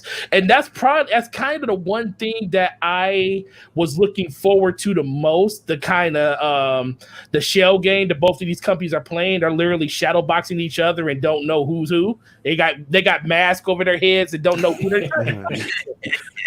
I just think that I wanted to see if Sony was going to announce some type of price. Because I think that system was going to be $399, but ultimately, if they didn't announce that price, is that really saying what? That kind of speaks to terms, right? Two narratives. They're waiting for Microsoft to come out and put out a price. If they knew Microsoft was coming in at $500 no matter what, who cares if you come in at $399 because you're still going to be the cheaper system? But if they think that this system was going to be more than that, they don't want to have a repeat of last generation. Where we're going to touch on that in a big way, dude. Well, when you hear these statements, I can imagine what those statements are. It's a bunch of the people that look like. If you own one system, there's nothing wrong with owning one system, by the way. Of course not. One system owners are amazing. They buy games just like everybody else. But if you're a person that buys one system and you talk like that, that's mostly just due to I feel like the hatred in your heart that you just have for the other platform, that you just, everybody has to prop up their purchase, which most people do in nature. You always want to validate the purchase you had versus people that buy as much as they can and they can afford it. Those really don't matter that much to them. The games that I get over here, the games I get over there, and I have an idea of why I buy my systems and what I buy them for. And I think the identity of most people out here, they don't know why they're buying a system. They just buy it just because, it's nice. I just want to have it sit on my desk or my counter or whatever like that. I don't know what everybody's reason for it. So Jim Ryan basically, ever since he said backwards compatibility, who plays old games, I was like, oh, okay. But the narrative speaks a different way because a lot of people are hearing Microsoft talk about backwards compatibility. These news outlets are talking about backwards compatibility, and Sony is looking kind of skittish on that front because they can't give you a straight answer. That doesn't mean they're not going to have it, because I think by the time this generation is up, which didn't even start yet, the 4,000 games that they said are going to be on that list, they will be on that list. But how many of those games are going to be on that list at launch? How many of those games I think it's going to be less than 100. You'd be lucky to get 20 at launch. Microsoft is basically telling you, Microsoft is giving you HDR in games that you never played before. They're giving you a reason to play those games again outside of just owning those games again. I think that's a part that people keep missing on. And another thing with this backwards compatibility in general, if you don't care about backwards compatibility, that's fine. But what are you going to play in September or October when these systems launch? What, you going to play the 1 or 2 games that's going to be PS5 only? Because that's pretty much all that's coming out. Everything else is going to be backwards compatible. Like, listen, I'm buying an Xbox day one, not because I care about any grand game that Microsoft has coming out. I don't care. So I'll wait for Halo. Halo might be amazing, but I'm buying my Xbox because all the friends I play with play on Xbox, and I want to play Destiny at be better than 30 frames. There you go. There's the word. The P word. I went to PC to not endure 30 frames per second. But I came back because friends matter more to me than just the game itself. If I can have the friends and the game experience, I'll never leave. So that's why I'm buying it. Why are you guys buying your system? That's what you have to think about before you have these back and forth arguments with people that don't matter, because they're not going to buy the system anyway. So that's all I got to say on that.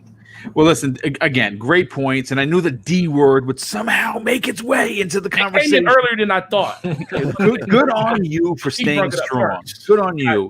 Well, what I want to do is I want to move on to the next topic. But before I do, I just have to catch up on a few super chats, because of course this community completely blows me away with their generosity. Our brother Smitty Smith is bringing us back to church once again. He says this at Mad Jack: to the winners of this generation, I guess you can hold up your imaginary trophy on that imaginary podium. LOL, the Book of X. Well, the Book of X, baby. Always the Book of X. And Keith J. Hey, Keith, thanks for being here, dude. He drops a $5 super chat, says this: attention, people. The PS4 is not perfect either. I'm a fan of both, and they each have their own pros and cons. Very well said there, Keith. Absolutely. But let's move on. Of course, we're going to be talking some price here.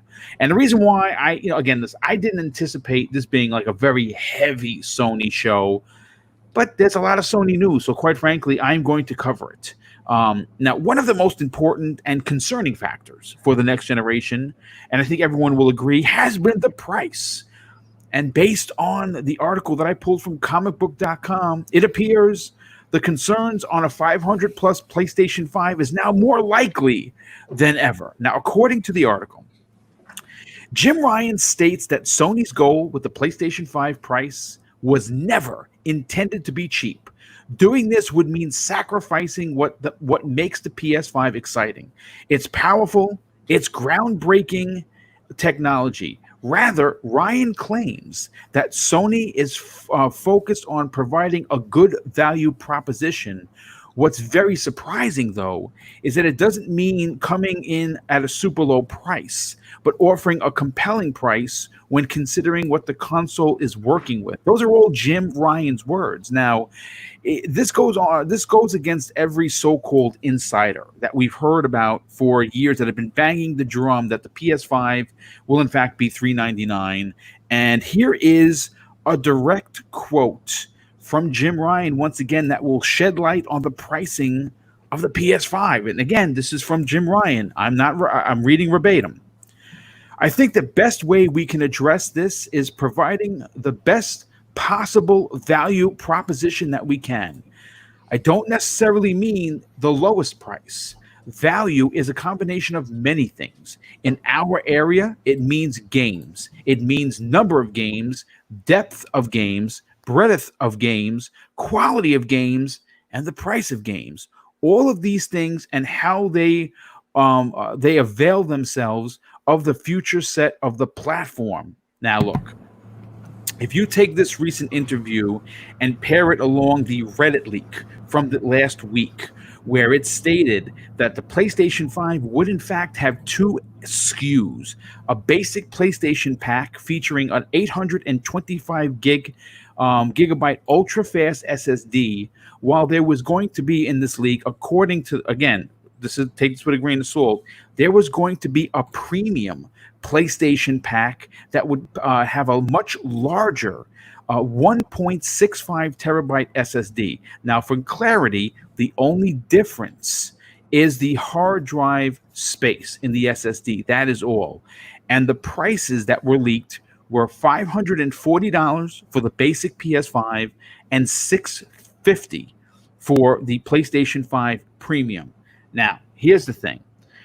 I don't think they're going to be $600. I don't even think there's going to be 2 SKUs, but we could see a PlayStation 3 all over again.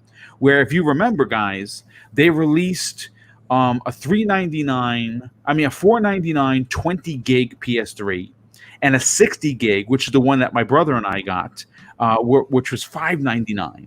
Now, is that going to happen? It's highly unlikely, but I'm telling you right now, based on these statements from Jim Ryan, he is preparing the community for a $500 price point. Ains, I want to start with you. First of all, we know that these consoles, I'm talking about both now, the PlayStation 5 and the Xbox Series X, they have massive amounts of technology in there, and these are the most advanced home consoles, basically mini rigs, if you will, that we've ever seen before. I mean, they're doing things they've never done before on console gaming.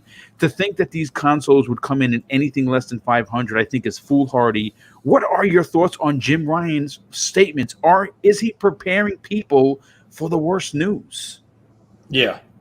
I think he's call it seeding, right? Seeding the expectation that this is not going to be a cheap system. There's a couple thoughts here. So, and I'll touch on some of the stuff that Forte mentioned too. So the big thing with PlayStation 5 for me that's always been interesting, right, is that if you look at hardware costs, the solid state drives are a big part of cost. Yes. And the fact that the PS5 is using such a proprietary higher end SSD has to factor into the price to manufacture that system. Now, we don't know exactly what they cost to manufacture. The latest analyst kind of takes on this was $440 for the PS5 and $480 for the Series X. So a couple things I find interesting. One is that, in my opinion, Sony cannot afford to take any type of substantial loss at launch on the PlayStation 5 financially. And so when I say substantial from a console loss perspective, that's anywhere in the neighborhood of $15 to $30 per unit. And so with that in mind, I think the minimum that you're going to see a PS5 is $499. But I'm also in the camp that I don't think they're going to go well above that, because they know that Microsoft is very confident in their price. And if you listen to the most recent interview with Phil Spencer, I think when he was talking to Ryan McCaffrey, he made it very clear that he has Satya Nadella, Microsoft CEO, backing on price, and that they are very fluid is the word he used. I think someone else just said that on the price of the Series X. And all he's saying in a roundabout way is we are not going to be more expensive than the PS5 at launch. They're just not. Regardless of the Series X probably costing more to make, but Microsoft can take that loss much, much easier than Sony can. So in my opinion, I think both are going to come out at $499. I just see that's what's happening. I don't think Sony's going to want to come in over that price point, even if they have to take a minor loss. And I think that Microsoft is willing to take any loss to hit $499 out of the gate. In regards to the double SKUs, I think that's actually a big possibility. I read that as well. One of the things that we talked about when we did our big PS5 show several weeks ago when they first talked the tech specs is that the drive on the PS5, as you just mentioned, is 860 gigabytes. That is before the operating system. That's correct. And so just for clarity, because you're a PC dude as well, what in gigs would be removed from that 8? Because it's actually 825. Yeah, 825. 825. What would be the amount removed for the OS? Is that around 200 gigs, or is that too much? 2 gigs, you mean?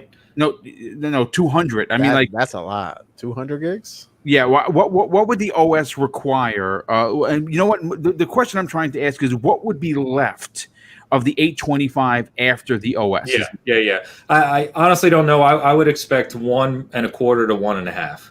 Okay. So of that, meaning that it would be a 700 gig, 675-ish, somewhere in that ballpark. Okay. That would be my guess. But what that means is, right, they don't have a solution. So the Xbox Series X has the plug-in proprietary solution with Seagate, right, where you can add as much drive space as you want, and it works just like the internal system. They were very clear, Mark Cerny was, that they don't have a solution today that's first party to add additional storage space to the PS5. That you're going to be allowed to buy third-party drives in the future that have to match or exceed Sony's spec to add storage space. Now, what that means for your average PlayStation 5 consumer is a little scary, right? Because what it potentially means at launch this holiday is that you're going to have 650, 700 gigabyte of space on your PlayStation 5, and there's going to be no recourse to add more space. Right. The reason I bring all that up is just to say I could fully see, similar to what we've seen with other devices, iPhones are probably the best example. Good point. Along with some of the prior generations we saw with 360 and PS3, that they're kind of talking about Series X almost bringing like memory cards back, which is kind of funny. At the same time, I could certainly see Sony coming out with 2 SKUs, and one of them being double the size of the hard drive, thus the 1.65 terabyte, to kind of allow people who want to spend the money, like me, I'm going to buy the damn thing. I'm buying it. But to basically have that greater storage space. Because I tell you what, we all know on this panel, 600, 700 gigabytes in today, especially next generation games, is nothing. It's absolutely nothing. That might be 8 games, 9, if you keep them on there. Yeah, about that, right? And they've already been clear that if you want, same with Series X, if you want the Series X and PS5 specific games and enhancements, they have to run on those drives. Correct. So you don't have a recourse right now on PS5. Now, over time, and I'm sorry I'm rambling again, but over time, as third-party drives that you can buy at the store match the PS5 spec and surpass it, that'll become an easier problem to solve, because then you can just go out and buy, like you do today, a 4 terabyte SSD. But how much is that going to cost, though? Well, they're going to be pricey. At least to start. So, but that goes back to the whole conversation of the SKU launch, right? If you're doing you're basically going to have to pay $100 for an extra, 800 gigs? Yeah. Mm-hmm. Yeah, just to give some clarity, if you look at, we don't know because of PlayStation, but if you look at Xbox, if you look up an external drive to your system, it takes 100. It's basically 10 to 1, so it takes 100 gigs out of every terabyte you use. Yeah, 10%. Yeah. Yeah, so I have 2 4 terabytes hooked up to mine, and after their format, they only showed 3.6. Mm-hmm. Yeah, and that's without the operating system. And that's without the operating system. Right. Right. So I think it's like another 40 or 50, might be 60 gigs on top of that. Yeah, it's got a camera. It's been so long since I actually looked at my Xbox hard drive to see what it is without games on it, but it's substantial. It's 820. So the Xbox One X 1 terabyte is around 820. 820, okay. Right when you get it, nothing else installed on it. Yep. Wow. Yes. You know what? Real quick, being that Forte you answered, I kind of want to bring you into the conversation regarding this. First of all, the gamer by choice drops a $5 super chat and says this: I wonder if the statement by Jim Ryan was to test the waters to see what the fan base says. It would be great to survey the fan base. I'm actually surprised they haven't actually surveyed their fans by just sending out, hey, what are you willing to pay? Y9 Power. Hey, dude, thanks so much for being here. He drops a $3 super chat. Thank you for your generosity. He says Series X and PS5 are literally supercomputers. Oh, absolutely. But Gaming Forte, I want to get your opinion on this, because your ear to the floor is a little bit more, let's say, clear, because you deal with the public on a regular basis. And do you see the PlayStation community accepting not only a $500 PlayStation 5, but possibly a $600 PlayStation 5 that gives you more memory? Do you think only the die-hard gamers are going to, check that box? So, for the most part, it's not going to affect anything at launch. At launch, these systems are going to sell regardless. No matter what the price they are, they're going to sell. Now, long-term view, if it's going to be if they're only going to go with a $600 SKU, it would take a little bit of some convincing of prices to come down for people to want to jump into that ecosystem. I think at that point, people will truly wait into the games that they really want to come to the platform to get the system. They wouldn't just be for backwards compatibility or anything like that. It would be something like, I always say, Call of Duty, Madden, or NBA saying we're next gen only. Then that's when people will make that decision to the next system for that price. Because the thing is, Sony Sony's going to sell their system no matter what, no matter what that price point is. People are they're more in line to actually, or inclined to spend that amount of money now than they were in the past before. But those systems are going to sell at launch regardless, so that's not going to hurt them there at all. What just will hurt them is if the generation, like if PS4 and Xbox One generation staggers and goes on without a hitch for 2 or 3 more years. If these developers decide to go cross-platform with their games going through middle of the generation, because that was the biggest thing with 360. The hardest thing in PS3. The hardest thing was getting away from old generation. Like you said, Bungie didn't do it until 3 years in. So once they decide to do it, that's when you'll see the adoption rate for these systems to come up. By that time, you'll see discounts on them during the holidays. You'll see, or not even discounts, bundles and stuff at the holidays. So people will be more inclined to buy them then. But it's not going to really hurt them in the beginning. But price does matter. It will sway some people's opinion or decision, at the beginning of a generation, especially if they can get the same games on the other platform for either the same price or slightly cheaper, depending on what Xbox does with their 2 SKU approach. But man, that SSD is the thing that tricks me on this, because I have an NVMe in my computer and I spent over $200 for it. Yikes. And supposedly this SSD is better than that. So, yeah, no, it's supposed to be an SSD unlike anything that they've spent a lot of money, and certainly development cost. But I'm happy they did this. Oh, yeah, of course. I'm happy. Look, this is the thing I always tell people. I am happy that Sony did this. When people take the misconception of developers coming out and being in all of what Sony's doing with this platform, they say, "Oh, I love what the PlayStation's doing. It makes it so much easier to work on." People get excited for things they've never done before. This gives developers an avenue to design their games a way they've never been able to design them before, because this SSD opens up more for them to do. Whereas Microsoft is doing a tried and true function where it says we're just going to throw brute force at it, which is not wrong, because that's what I do with my PC every day. Brute force every damn thing. You throw and see what your PC can take.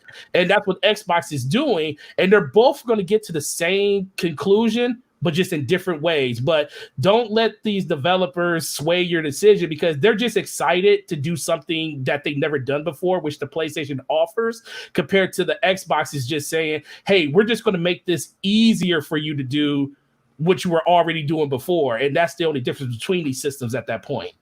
Great point. Cybernox, let's bring you back into the conversation. Obviously, price and value proposition are going to, they were already important. There's no doubt about it. But when you look at current world situations, money is a lot harder to come by these days. Obviously, thanks to the T virus, many people lost their jobs, and this becomes not an Xbox thing or a Sony thing. This becomes a reality thing. Some people are just not going to be able to get their next generation console. And, obviously with Sony, they have 2 massive first party games coming out. So, PlayStation community is going to be, they're going to be okay. Microsoft, what we know is all of their games are going to work on multiple consoles, multiple generations. Halo Infinite is going to work on the Series X. It's going to work on the Xbox One X. It's going to work on the Xbox One S, and that's big. But what are your thoughts on the potential of 2 SKUs for Sony?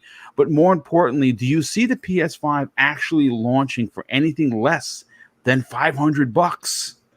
I think Sony learned their lesson with the PS3 when they had all that negativity, all that wrong messaging with the $600, 2 SKUs here and there. I think they're just going to do 1 SKU. They've been consistent with their messaging, making things extremely clear for the consumer. I don't see neither console being less than $500.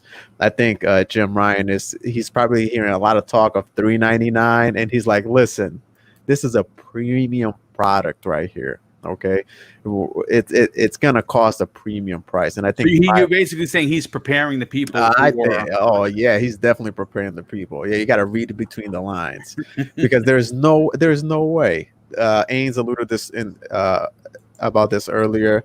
If the manufacturing cost for the PS5 was $450, right? Ains, you said $450. Say it again. Yes. The price of the manufacturing cost was $450. Oh yeah, $440 was the last estimate. Yep.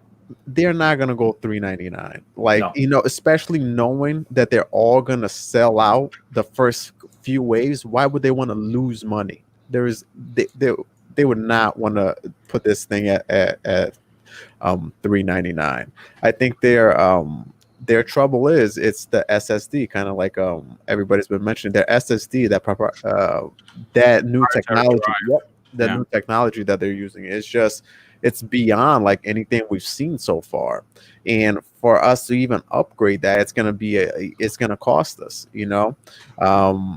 I think Jim Ryan is just telling the fans, hey, guys, get ready. This is gonna be a $500 console. But it does tremendous thing. I'm surprised. I'd be happy for $500 for these consoles. Trust me. Like you look at these specs and they're crazy. They're better than a lot of gaming PCs that are out there right now. Yes. So 500 is a deal. Sign me up, please. Yep. Exactly. Yep. and also mentioned this earlier. Microsoft is in a way better position of undercutting Sony than Sony is undercutting Microsoft. So I think this kind of like Forte also mentioned, this game of chicken that they're doing, who's going to say who's, because if Microsoft for some reason says, oh, our console is going to be $600, I think Sony will even say, okay, we're going to put ours at $600 too. Why are we going to lose money? They don't need to. They have the fan base. They have the mind share, so they're gonna sell these and they're gonna sell out. And it's gonna be easier for them to use economy of scale to get their money back in, and making money right off the beginning too is just a plus for them. A great point.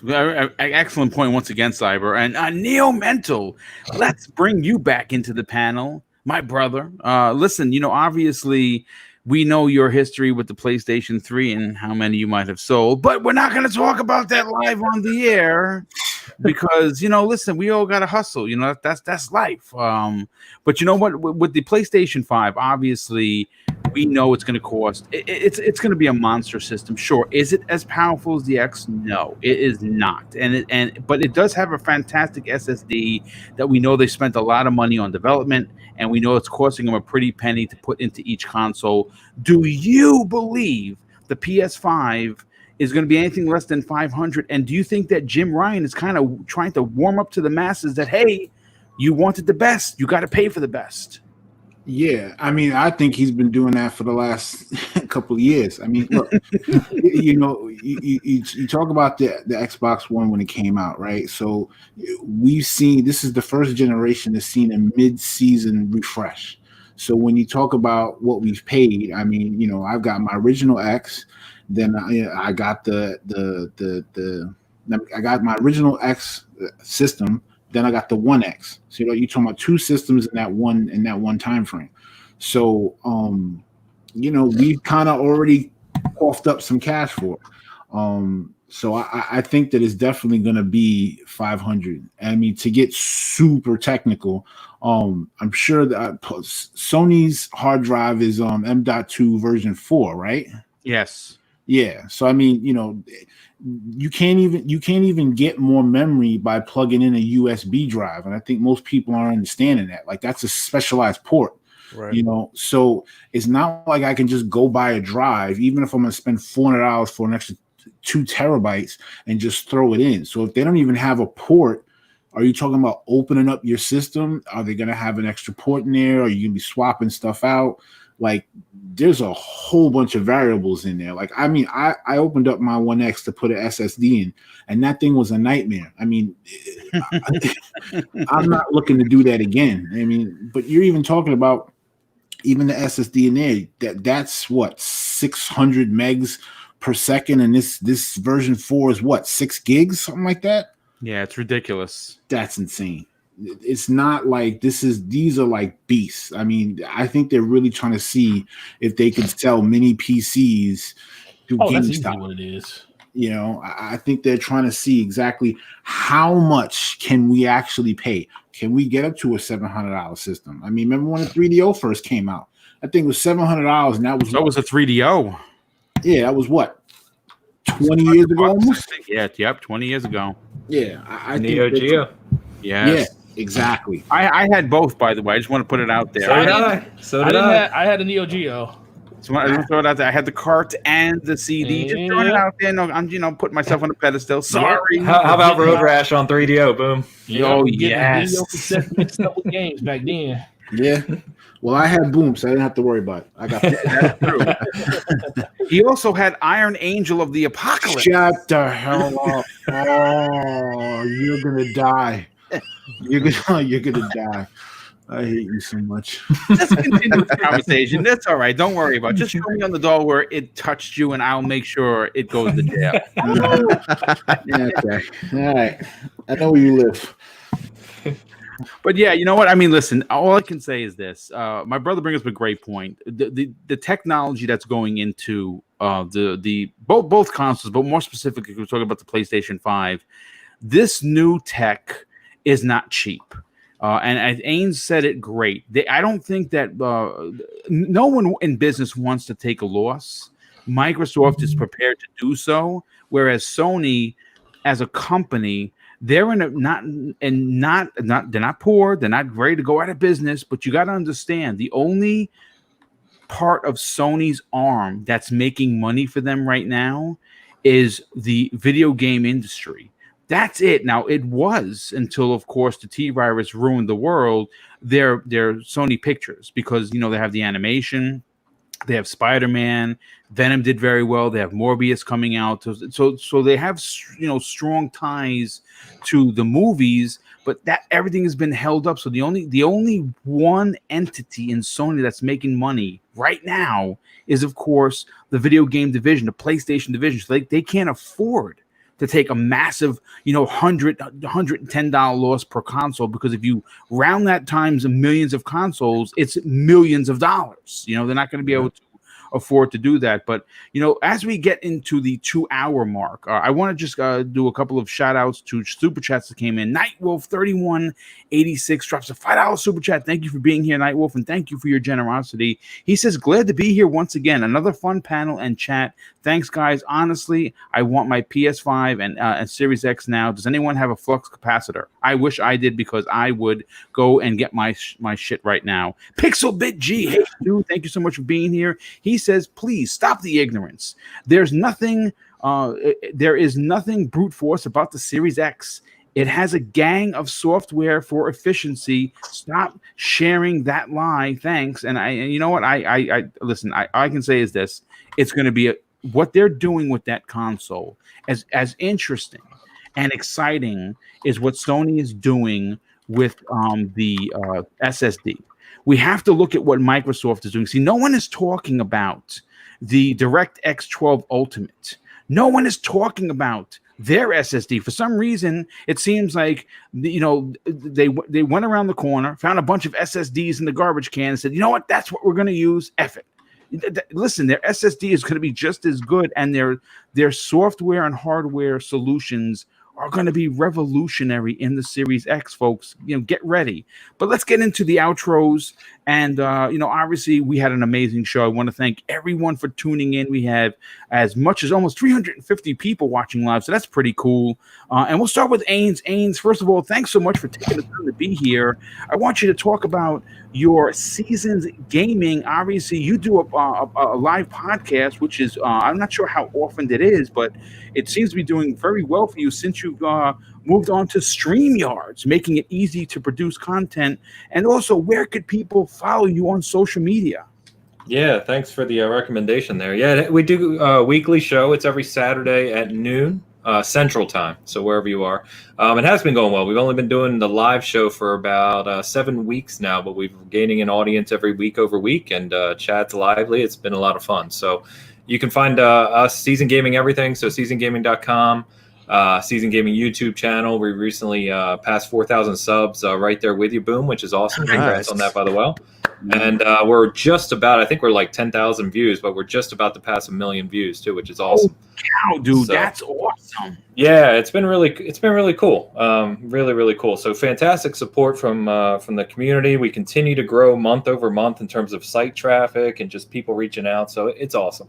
So thanks for having me on as always, Boom. I know you and I talk a lot. Certainly will not be the last time you're on my show or I'm on one of your shows. Always look forward to it. And panel guys, Knox and Forte and Neo Mental, man, it's been a blast. So thanks for having me on. Well, it's always great to have you on, dude. And yes, you guys are doing some great things there. If you're not subscribed, I'm telling you, head over there. All of their information is in the show notes. All you got to do is wait for this to post on YouTube, and it's just a click away. And trust me, I can guarantee you're going to find something you like. And of course, well, I mean, what is there to say about my brother other than he is awesome? Neo Mental, thanks so much for taking the time to, of course, get abused by live on the air by your brother. Obviously, I think it almost would be. It would be not a good brother-like thing to do and not talk about Iron Angel. I just shut the heck People don't know what that is. First of all, the story very simply is this. Just die. No, just a second. Okay, when we were growing up, we used to import everything. And our spot was a place on Queens Boulevard. Where we used to go. And as a matter of fact, it just goes to show you how small of a world it is. We actually met King David and Lord Cognito there, 25 years ago, and never knew it until I was on their show and we kind of put one and one together. Yes, we met them. We just didn't know who they were until many, many years later. We used to go to an old, it was an import shop, and the guy had us call him grandfather. And there was a particular game called Iron Angel of the Apocalypse that was like $100-something. My brother asked me my opinion on it. And I said, it looks good. It's been a great show. Good night, everybody. Have a good night. Enjoy. Well, listen, anyway, it was a bad game. And you know what? Listen, it is what it is. But Neo, thanks so much for being here, dude. Do me a favor. Tell everyone where they can follow you on social media, brother. You can follow me, Neo Mental, across the board. I'm over there acting a fool. Yes. What about for PlayStation and of course Xbox Live? Neo Mental across the board. Nice. Well, thanks again for being here, dude. And obviously, you're gonna choke me the next time I see you, I'm sure, and I deserve it. And that's what brothers do. Cyber Knox, thanks for being here, dude. Super appreciate you taking the time. And you know what? I hope you're not waiting out in the rain like last time. Get Alfred on the ball or get a new butler. My God, this is ridiculous. Do me a favor, dude. Tell everyone where they can follow you on social media, but more importantly, check out your YouTube channel. He's stuck with me for a long time, Boob. I can't leave him now. He's family. He's family. You just deal with it. Loyalty. Yeah, man. Yeah, exactly. Hey, man, everybody on this panel is phenomenal. Chat, make sure you give everybody a follow. Cybernox across the board, like everyone else. Follow me on Twitter if you like. That's where I'm mostly more active. And if you ever want a game, anything like that, just hit me up on any other platforms, Xbox, PC. Yeah, I dropped a video on my YouTube channel. So if you want to go and see what I thought about The Last of Us State of Play, I did my reaction to it. It's been a long time since I've dropped something, so I appreciate anybody that's been there with me from the get-go. So yeah, easy, phenomenal time. I love being here on Mondays. Ains, Neo Mental, a pleasure. Forte, we always rocking here on Monday. So can't wait till the next one. Well, thanks again for being here. And last but not least, our community leader. You know him as someone that has a powerful voice, but he's also has a kind hand as well. Someone that I look up to. I think that he is a major part of this community and does some great things in it. Also, he is our know-it-all when it comes to everything GameStop. Gaming Forte, do me a favor, dude. Tell everyone where they can listen to you on the several shows that you're on weekly, but more importantly, check out your outstanding YouTube channel. Oh yeah, man, appreciate it, man. It's always a great time being on the show. A lot of great topics today. Ains, thanks for coming through, man. Neo Mental, you always the life of the show when you come through. Really appreciate that. But it's Gaming Forte everywhere, YouTube and Twitter. Finally switched the Xbox Live name over to Gaming Forte. Rest in peace, Nautical is no longer a thing. I love missed it already, but I was getting too much flack because people was like, "Who the hell are you?" But no, man, those places. Catch us on BRAP every Wednesday night, 9 p.m. with the fellas. You already know about Scumcast every Saturday night. Mrs. The Ashton Luca runs that amazing show. Definitely want to shout her out. And Crossfire every Saturday at 7 p.m. Check us out on that. And you guys have a great week. Well, thanks so much for being here. And everyone, of course, thank you so much for taking the time during some real world issues to hang out with us for 2+ hours. And we hope that you are doing well. You are staying safe. And, obviously, I want to thank the super chats that continue to come in. The generosity from this community is not to be believed. And it's truly and honestly appreciated from the bottom of my heart. So thank you so much for that. And of course, I'm going to close out the show with something that my dad taught me. I think it's more important now than ever before. It made me a better human. It made me a better man. And more importantly, it made me a better police officer. He used to tell me when we were kids, treat others how you want to be treated. And also, it doesn't cost anything to be nice. And you live by those rules, I can guarantee you're going to have an awesome day. So take care, everyone. Good night. Be safe. And we'll see you next week on the newest episode of Primetime Gaming with Mr. Boomstick and Friends.